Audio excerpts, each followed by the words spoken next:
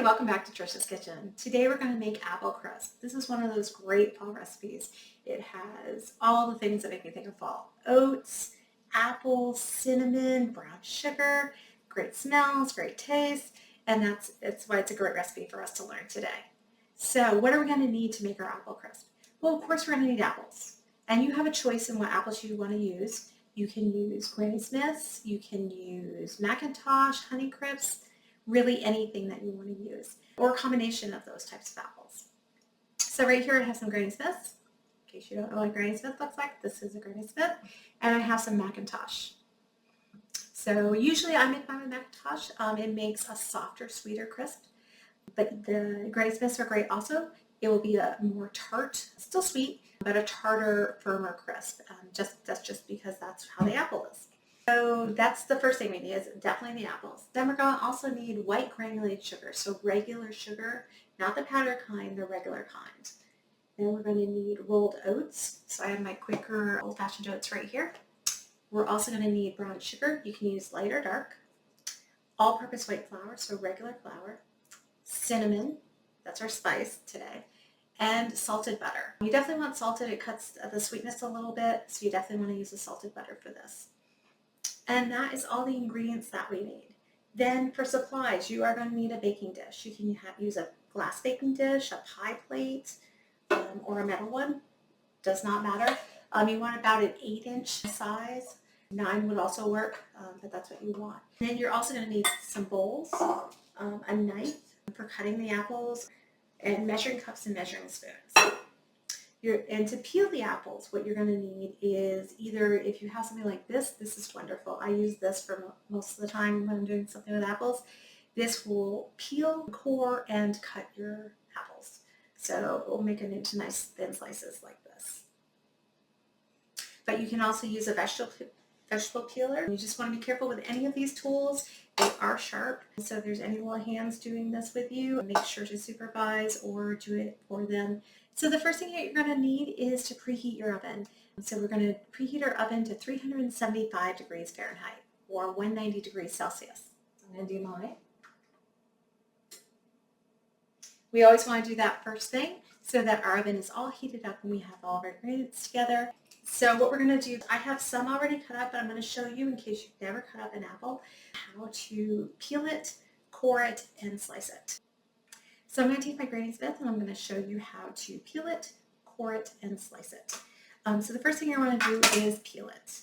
And I'm going to take one of my bowls and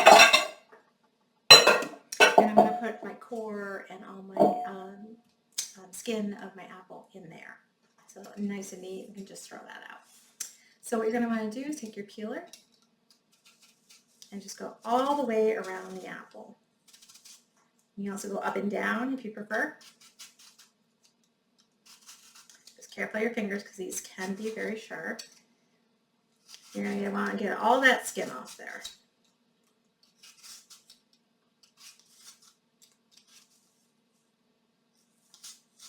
And if you've already done all of this for your apples, you are welcome to fast forward through this part. And then we'll get into how to put everything together and then how to put on the top.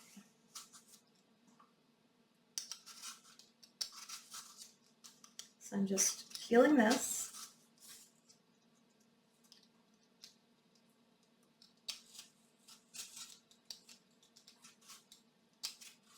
So I'm just trying to get as much as I can off there.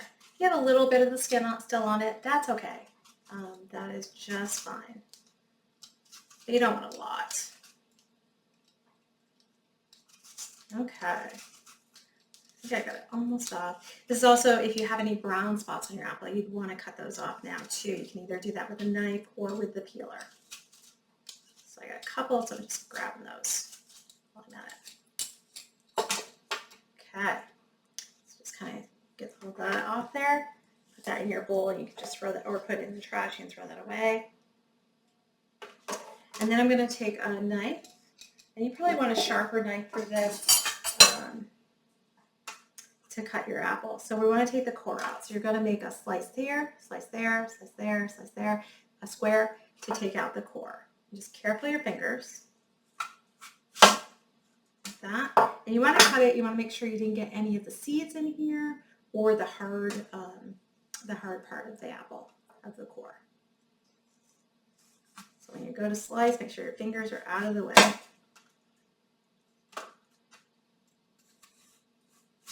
If you do happen to get any of the core in there, you can just cut out that little section once you have it sliced off. So not a problem if where you chose to slice, you got a couple of seeds in the core, which I actually just did. So perfect example. So what I'm going to do to get that out, I'm just going to go like this, do a little triangle. I'm going to take that little hard fibrous area out because I don't want that in my mixture. And then what we're going to do, so we have our apple slices, or our apple parts here, and we want to slice that into thin slices like we have over here. So you see like this, you're going to want them like that. So I'm just going to, you always want to have your knuckles under so you don't cut off your fingers, don't have those sitting out there. And so I'm just going to hold down my apple and slice it. I'm not the best with knives. I will repeat that many, many times. But I'm a baker. I am not a chef, so I get by. So just keep slicing that until you have it all sliced up. Just be careful of the knife.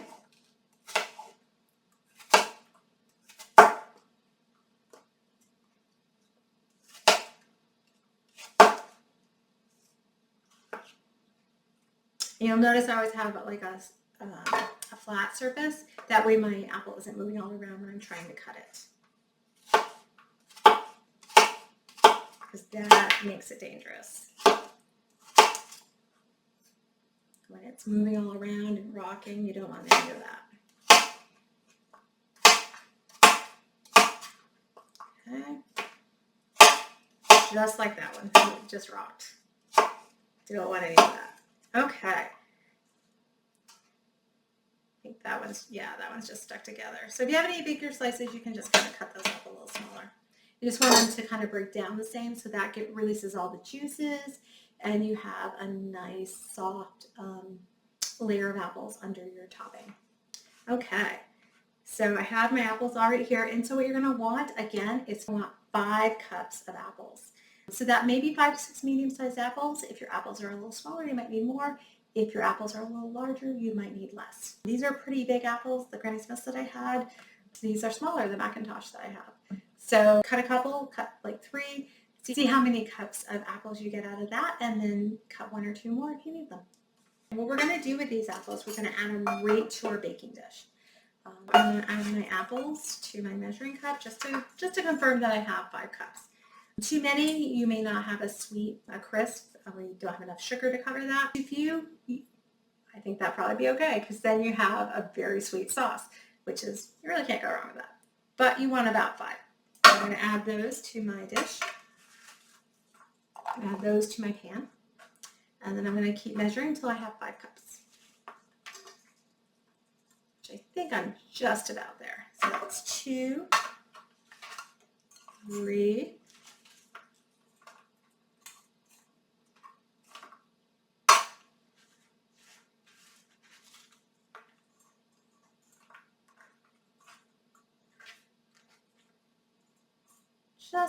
4. I need at least 1 more apple, so I will cut that and I'll be right back. So once you have your 5 cups of apples, you're going to want to put them in the bottom of your baking dish. You're going to want to even them out, just kind of push them down, move them around so they're just a nice even layer of apples. And then what we're going to do is add to this. We're going to add 3 tablespoons of white granulated sugar. So 3 tablespoons. I'll take my sugar right here. So the granulated kind, not the powder kind. I'm going to take a tablespoon and just scoop it out.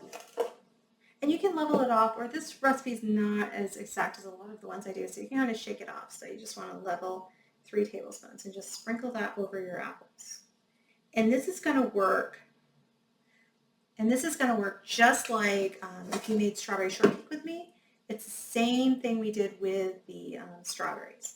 So you're adding this sugar, and what it's going to do, it's going to pull all the moisture out of your apples, just like it did for the strawberries. And it makes a nice sauce from that moisture.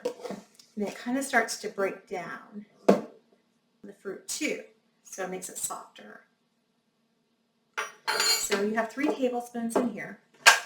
And what you're going to want to do is take a spoon, spatula, fork, whatever you have, and start mixing that up a little bit. Get all the sugar spread throughout there so that it's covering all the sections of the apples, all the sides, and so it gets all the juice out it can. And you'll see as you're mixing this up, your apples are going to get shinier, and you'll see some of the moisture coming off them. They'll kind of look like they're little dewdrops on them, kind of. So that's what's happening. Just pulling all of that good moisture out, and you're going to have a nice apple sauce in there. So just keep mixing it up until all the apples are coated nicely. And then level that off so you have a nice even layer of apples, just like that. And as it sets more, it will pull more moisture out and make a thicker sauce. So we'll see that in a minute.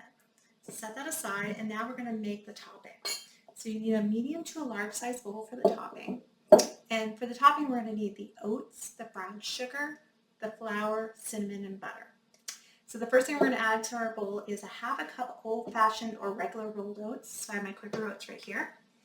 And we'll do a half a cup, 1/2, or 45 grams. And you can just scoop that right out. And then level it off and add that to your bowl. So we have a half a cup. And then we need our brown sugar. Now again, you can use light or dark. I am using light today, but it is really up to you. Sorry, you see I have an extra apple. See, I didn't need them all, so I'm setting that one aside. So a half a cup. And I'm just going to scoop this out. Now with brown sugar, remember, you always want to pack it down. There are very few recipes that will call for you not to pack down your brown sugar. Flour you never want to pack down, brown sugar you always do. So what you can do with this, you can, with the back of another measuring spoon, back of a spoon, or your finger, you just kind of pack that down and then level it off. You want it to basically take the shape of your measuring cup. So I have a half a cup there, 1/2, and I'm going to add that to my mixture. So we have our oats, our brown sugar, then we're going to add 1/4 cup, 1/4 of flour. And again, flour you do not want to pack down. So 1/4, I'm going to scoop it in to my measuring cup and then level it off. Add that to my mixture. And this, as you can see, this is really quick. So we have our flour, our oats, our brown sugar, and now we need our cinnamon. And we're going to add 1/4 teaspoon, 1/4. And level that off. Just sprinkle that on your mixture. And then I'm going to mix it up now just because we have just dry ingredients. We haven't added our butter yet. And it might just be a little easier to mix up. So I'm just going to do that. And this is a good time. If you have any hard brown sugar pellets, you want to break those down. So you want to just kind of push them down. You don't want any hard masses. No breaking of teeth on this. So mix this all up.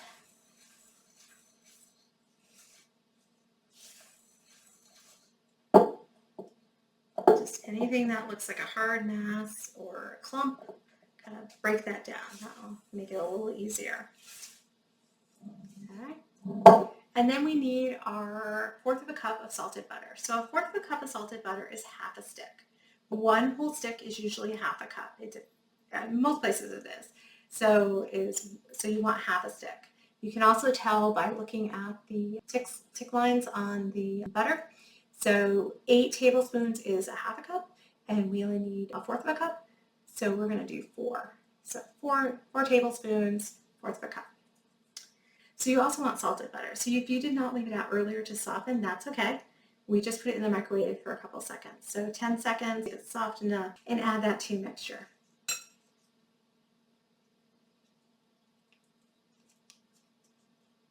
Then you're going to want to stir it up.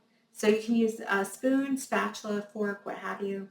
If you find that when you are mixing this up, your butter's not soft enough, you can put this entire bowl, as long as it's a microwavable bowl, in the microwave for a couple more seconds, and that should soften it up. That is okay. And you just want to mix this up. It's not going to combine into like a dough. It's going to be a crumbly mixture. We just kind of want to, I kind of push it down, get that butter all mixed throughout there.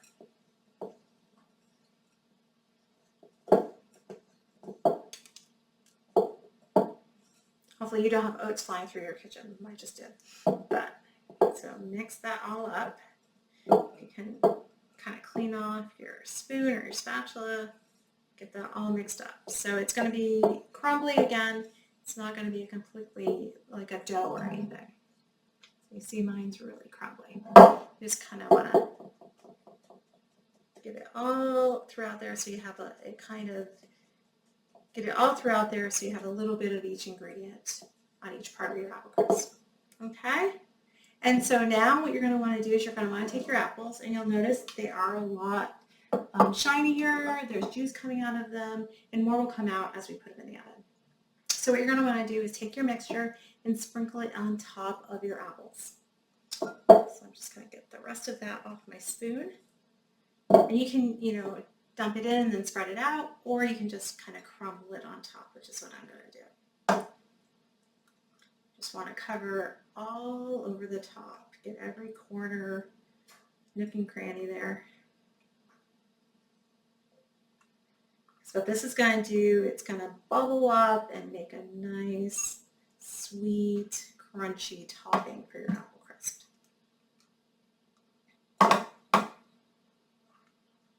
So just keep pouring that on, and then you can just put the rest in there. And then just kind of even it out. Then go into a section, just kind of move it around. And that's how mine looks. And then we're going to put this in the oven for 30 to 35 minutes. Again, we're at 375 degrees Fahrenheit or 190 degrees Celsius. So for 30 to 35 minutes, I'm going to put it in the oven, set my timer.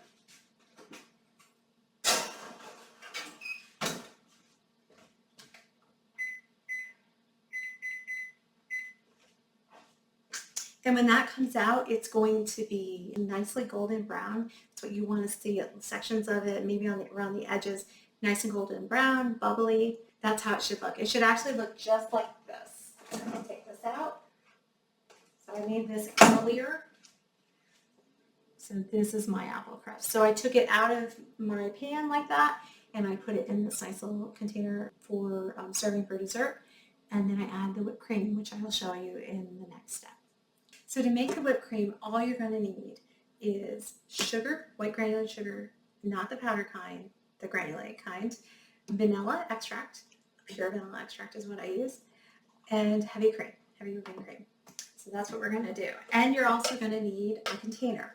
You can use a Tupperware container or a mason jar, just as long as it has a sturdy cover. Because we're going to be shaking this, so you definitely want a cover so it doesn't go all over the place. We're going to add a half a cup of heavy cream. So I have my cream right here. And we're going to add everything right to our container, either your mason jar or your Tupperware container. So a half a cup.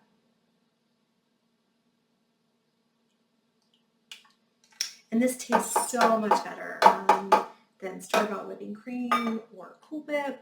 It's got that natural taste, homemade natural taste, very fresh is how I would describe it. Fresh and simple. So we're going to do half a cup of heavy cream, then we're going to do 1 tablespoon of granulated sugar. And again, you can level this off, but for this one, we're just going to kind of shake it off and add that.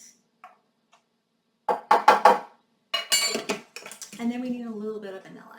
Vanilla makes everything better. So we're going to do a half a teaspoon, 1/2 on your measuring spoon.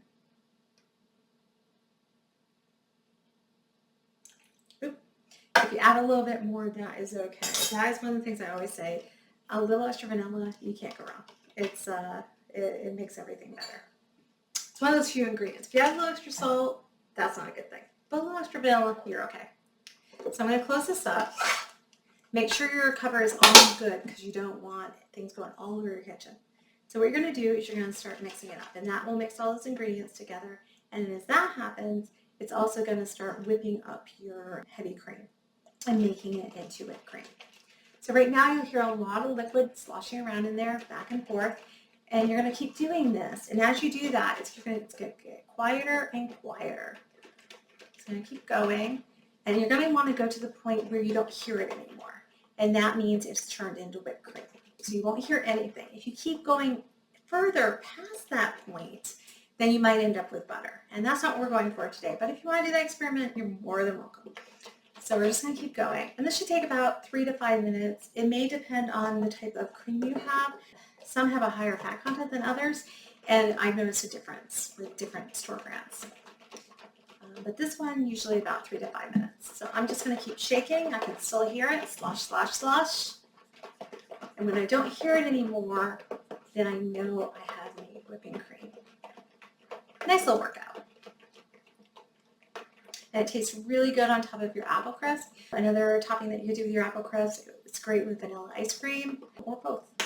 And it's great with strawberry shortcake. I showed it for that recipe too.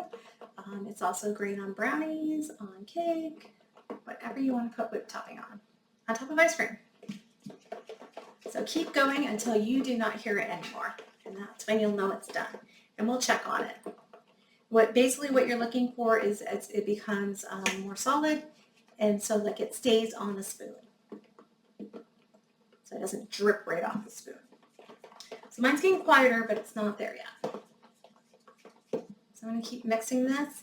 And so next week what I'm going to do, and again, I'm doing pre-recorded videos now because I've had so many things go wrong in my live streams. Sorry. See? So many things go wrong in my live streams. So I'm sticking with pre-recorded for now. Maybe I'll do a couple live streams here and there. If everybody tells me to do a live stream, maybe I'll do one. But so next week I'm going to do cheesecake cups. And I've done these before and they were very popular. They're really cool. I usually do them in different colors. I've done them for like unicorn classes. So you can do different vibrant colors and everything. And it's a really cool treat. But since we have Halloween coming up, I think I'm going to do Halloween themes. So maybe some greens, maybe some purples, maybe a ghost on top, and I'll show you how to do that next week. I'm excited about that. I've got a lot of things planned for Halloween. So definitely subscribe, like, stay tuned for all the things that I have planned. It's getting quieter, but it's not quite there. I was talking too much. I wasn't shaking, so I got to keep shaking.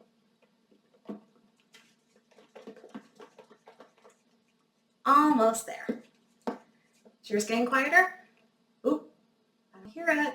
I go a little further just to make sure before I open it, so I don't have to open it a couple times.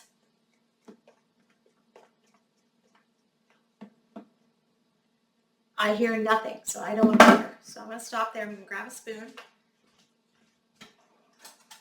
I'll show you what it looks like. Ooh, perfect. So this is what mine looks like. So you'll see, the lighting's kind of harsh today. So yeah, you'll see it kind of on the side. So it's kind of staying there. That's what you want. So I'm going to take my apple crisp. I'm just going to add a dollop on top. Perfect. Maybe another dollop. There you go. And for this, you're going to want to store it in the refrigerator. It lasts about 2 to 3 days, but there's not a lot here, so you'll probably eat it before then. Or you could double it up if you have more people that you're serving. So that's my recipe for today. Next week, again, cheesecake cups, I think. I'll send out the ingredients as soon as I pull that together. And so next Thursday, I'll post that. Bye.